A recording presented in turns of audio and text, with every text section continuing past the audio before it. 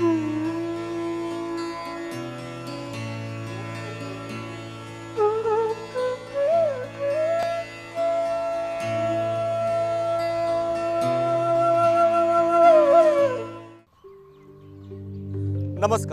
मैं हूं राम विश्वकर्मा। स्वागत है आपका हमारी इस खास पेशकश में जिसका नाम है एक तिब्बत ऐसा भी। तिब्बत एक अलग देश, एक अलग संस्कृति जो गौतम बुद्ध के बनाए गए आदर्शों पर चलती है और उनके सिद्धांतों का पालन करती है। आप सोच रहे होंगे कि मैं तिब्बत के बारे में क्यों बात कर रहा हूं, तो मैं आपको बता दूं कि भारत में भी एक ऐसा ही तिब्बत बसता है। 52 साल पहले जब लोग निष्कासित होकर हिंदुस्तान में आए तो उसके बाद उन्होंने यहाँ के संस्कारों को, यहाँ के रीति रिवाजों को इस तरह अपना लिया कि बस यही क्यों कर रह गए। आइए आपको दिखाते हैं एक ऐसे ही तिब्बत की झलक।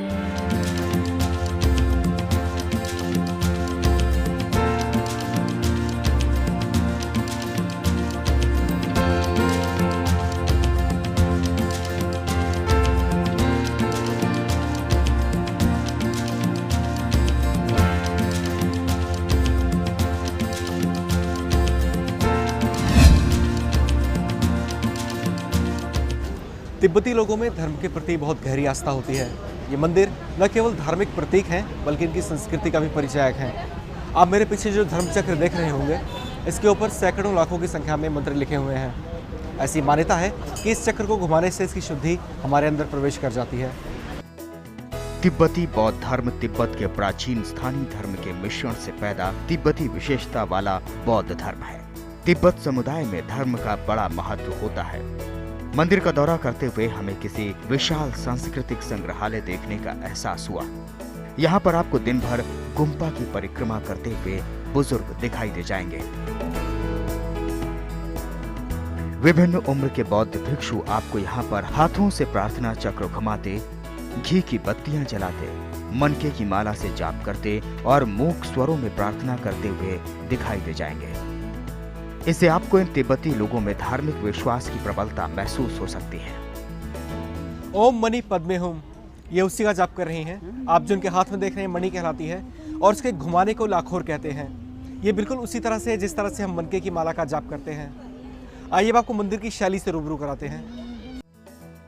भारत की बौद्ध संस्कृति और चीन के आर्किटेक्चर के प्रभाव में आकर तिब्बत के बौद्ध मठों और मंदिरों की मिश्रित शैली दिखाई पड़ती है। इन मंदिरों का बाहरी आकार आमतौर पर हान वंश के महलों की तरह होता है।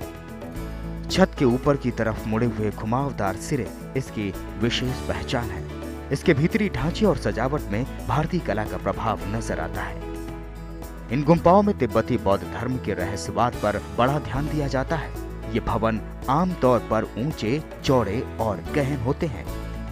इनके भीतर रोशनी धुंधली और माहौल रहस्यमय लगता है। दीवारों का सफेद रंग है, स्तूपों का लाल रंग है, जबकि खिड़कियों का रंग गहरा भूरा या काला होता है। ऐसे रंगों के इस्तेमाल से रहस्यमय माहौल पैदा होता है। ये पूजा करने के पवित्र पारंपरिक चूल्हे हैं जिन्हें संगमुम बोला जाता है और जो सामग्री इसके अंदर डाली जाती है वो संग कहलाती है। ऐसी मान्यता है कि इससे उठने वाले धुएं से वातावरण पवित्र होता है। तिब्बत में पहले इस तरह के संगमुम हर घर का अभिन्न हिस्सा हुआ करते थे, लेकिन तिब्बत से विस्थापित होने के बाद जब लोग हिंदुस्तान में आए तो जगह के अभाव के कारण इस तरह के चूल्हे सिर्फ मंदिरों का हिस्सा बनकर रह गए।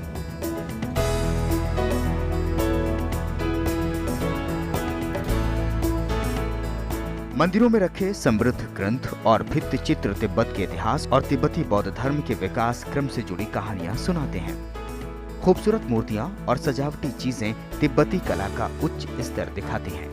मंदिरों की शैली तिब्बती सौंदर्य शास्त्र का बोध देता है। गुम्पा की दीवारों पर 8 धार्मिक चिन्ह अंकित होते हैं, जिन्हें ताशी दार्गे कहते हैं। ये इनके अति प्राचीन भौगोलिक अस्तित्व और समृद्ध जीवन शैली का परिचय देती हैं। भारत से बौद्ध धर्म जब तिब्बत पहुंचा तो इस पर उनकी संस्कृति का गहरा असर पड़ा। गुरुजी, हमें आप ये बताइए, जब बौद्ध धर्म भारत से तिब्बत गया तो वहाँ की शैली पर, वहाँ की संस्कृति पर इसका किस तरह से प्रभाव पड़ा? तिब्बत के राजा सोनसन गंपो के ज़माने में थुमी संबोटा नाम का ये कुछ युवक यहाँ हमारे नालंदा में बौद्ध धर्म दर्शन पढ़ने के लिए वहाँ से भेजा था।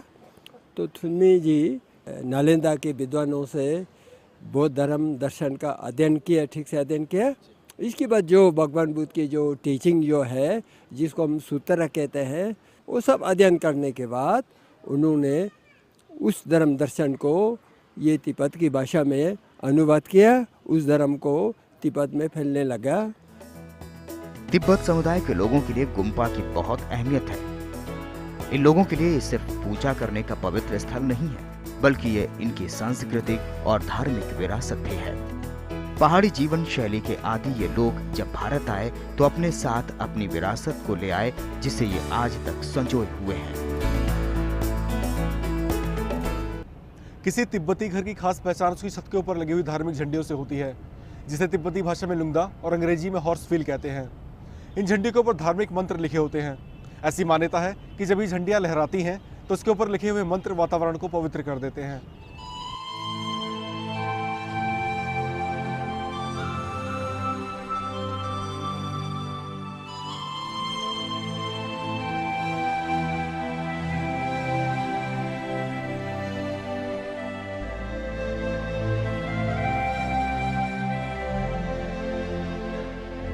बावन साल पहले तिब्बत से निष्कासन का दर्द आज भी इनके दिलों में जीवित है।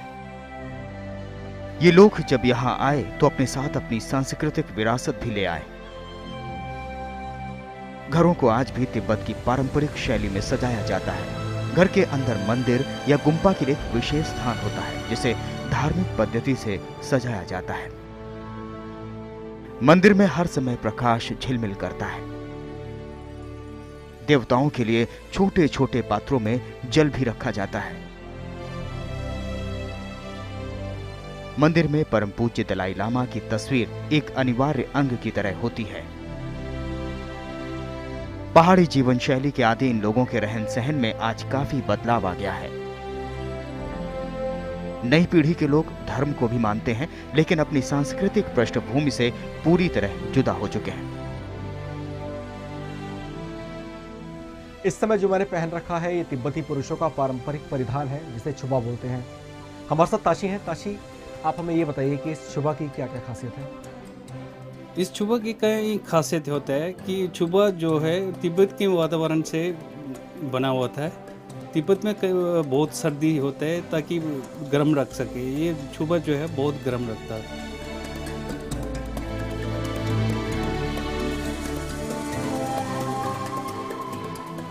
बदलते समय के साथ इस छुबा में भी काफ़ी कुछ परिवर्तन आ चुका है। इसका डिज़ाइन वही है, लेकिन इसका फैब्रिक बदल चुका है। तिब्बत की हाड़ गला देने वाली सर्दी के बीच ये छुबा बहुत काम की चीज़ है। लोग इसके अंदर अपना सामान तो रखते ही हैं, लेकिन साथ ही कई बार लोग अपने बच्चों को भी सर्दी से बचाने के लिए इसका इस्तेमाल कर लेते हैं। आज घरों में पारंपरिक साजो सामान के साथ साथ पारंपरिक पहनावे में भी बदलाव आ गया है। अब ये सिर्फ खास मौकों पर ही पहना जाता है। छुबा गुजरे जमाने की चीज बनती जा रही है। अब ये सिर्फ बुजुर्गों के इस्तेमाल की चीज बनकर रह गई है।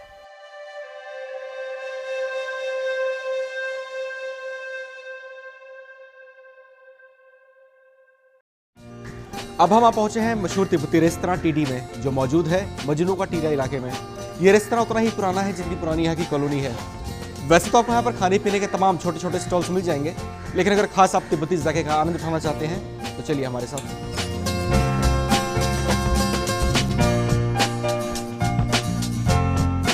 तिब्बत की पारंपरिक रसोई में साफ सफाई पर खास ध्यान दिया जाता है। तिब्बती पकवानों की खास विशेषता यह है कि ये स्वादिष्ट होने के साथ साथ सेहतमंद भी बहुत होते हैं। लगभग हर पकवान में आपको अलग अलग सब्जियों की बहुतायत मिलेगी। रसोई में आज भी खाना पकाने के लिए तिब्बत शैली के बर्तनों का इस्तेमाल किया जाता है।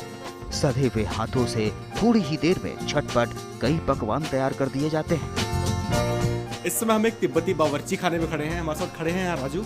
राजू, आप क्या बना रहे हैं? हम बना रहे हैं मोमो। किस चीज़ का मोमो है ये? मटन मोमो है। ये बनाने में कितना टाइम लगता है? ये बनाने में बना के पकाने में सारे से 15 मिनट लगते हैं। 15 मिनट तैयार हो जाता है जी। तो हमें आप बना के दिखाइए।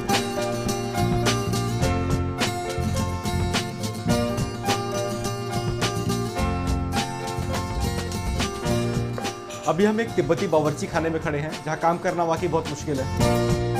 यहाँ पर हमने भी अपना हाथ आजमाया।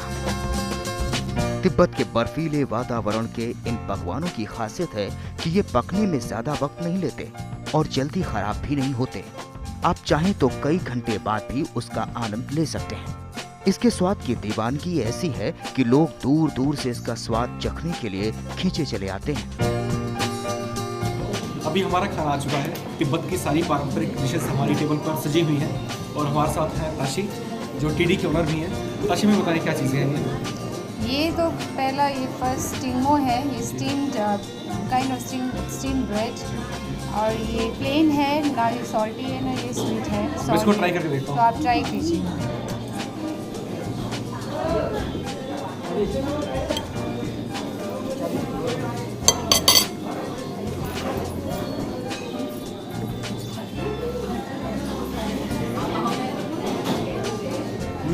ये जो आप खाए ये है मिक्स वेज ग्रेवी।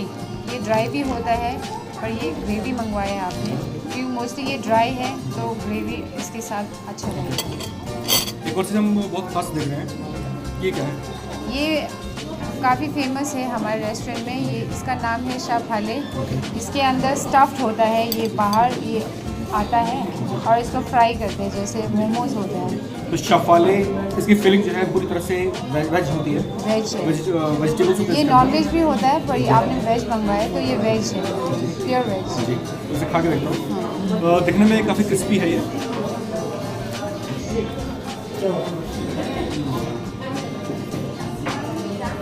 कुछ खाने में इसका स्वाद फ्राइड मोमोज जैसा है। हाँ, ये ऑलमोस्ट लाइक फ्राइड मोमो, बस ये है कि ये साइज़ में बड़ा है और शेप अलग है। जी, कुछ नूडल्स भी हमारे साथ। ये वेज थुप्पा है, जैसे नूडल्स मैकरोनी होता है उस टाइप का है। ये भी वेज है। तो ये करी ड्राई भी होता है पर ये आपने थुप्पा या भी बोलते हैं हम इसको। एक और चीज़ देख रहे हैं, बहुत सारी वेजिटेबल्स हैं इसके अंदर, बहुत न्यूट्रिशियस लग रहा है देखने में। तो खासियत क्या है इसकी, क्यों मैं ऑर्डर किया था आपने बताया? ये इजी है, आप इजी मंगवा सकते हैं, टाइम ज़्यादा नहीं लेगा और हेल्दी भी है क्योंकि इसमें बहुत सारी वेज है, ऑयल कम होता है, हेल्दी मोस्टली यही खाते हैं।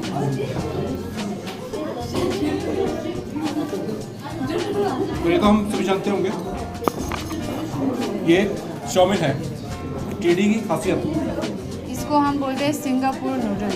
ये भी वेज है, इसमें नॉन वेज भी आता है और ये भी काफ़ी टेस्टी है।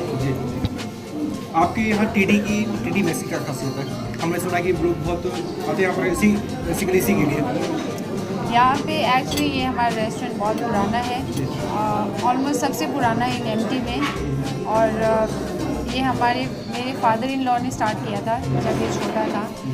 अब रेस्टोरेंट बड़ा हो गया है और खाना वेराइटीज़ भी ज़्यादा हो गए हैं। और यहाँ मेनली इसलिए आते हैं क्योंकि खाना अच्छा है, फास्ट सर्विंग है और मोस्टली ऑल कस्टमर सारे बहुत पहले से आते हैं तो रेगुलर कस्टमर्स हैं। और अब तो हमारे नए कस्टमर्स और ड्यू स्टूडेंट्स बहुत आते हैं क्योंकि ये चीप है। आप दूसरे रेस्टोरेंट कंपेयर करेंगे साउथ में, सेम फूड आपको डबल प्राइस में मिलेगा। तो हमारे यहाँ चीप है और टेस्टी है और हेल्दी भी है और हाइजीनिक है। हिंदी में कहावत है कि अगर आप किसी पुरुष के दिल में उतरना चाहते हैं तो उसका रास्ता उसकी ज़बान से होकर गुजरता है। लेकिन तिब्बती में एक और कहावत है, अगर आप किसी महिला को इम्प्रेस करना चाहते हैं तो आपको एक अच्छा कुक होना होगा। मैंने भी किचन में एक हाथ आजमाया था, तो आप ट्राई कीजिए, आपको कैसा लगेगा।